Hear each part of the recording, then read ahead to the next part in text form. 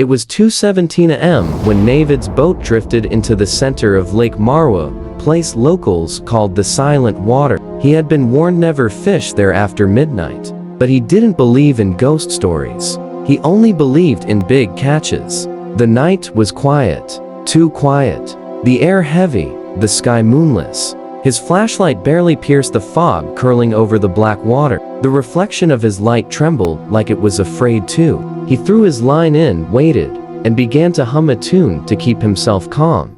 Then came the sound. Splash! Something large moved under the surface. His reel jerked so hard it nearly flew out of his hands. Naved grinned.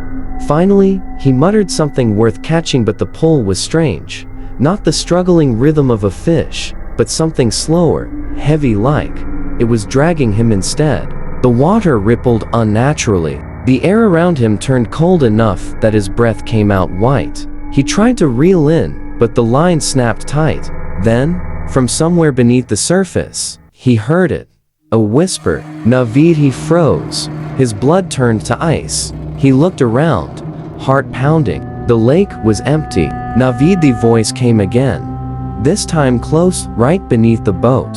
It sounded wet, broken, like someone speaking through a mouthful of water. He leaned over the edge, trembling, flashlight shaking in his hand. And then he saw it, a face, pale and bloated, floating just below the surface, eyes open, black as ink, smiling, mouth moved. You shouldn't have come here.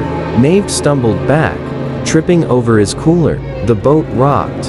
His flashlight rolled to the edge and dropped into the lake. Darkness swallowed everything. Then Splashmething climbed onto the boat. He could hear wet hands dragging across the wood, slow and deliberate. The smell of rot filled the air. He grabbed his oar, swung wildly. It hit nothing but fog. Then the whisper came again, right beside his ear. Give it back, screamed, turned, and saw a child, soaked, hair hanging over its face, one arm missing. It was holding his fishing lure in its remaining hand. He stumbled backward. The boat tilted, and he fell into the freezing water. The cold struck like knives. He kicked hard, surfaced, gasping. The boat was gone. Only fog. Then dozens of faces emerged from the lake around him. Men, women, children, all gray, all watching. Their mouths moved in perfect unison. Join us. Hands shot from the water, grabbing his legs, pulling him down. He screamed, fought, but they were too many. The water rushed into his lungs as he sank.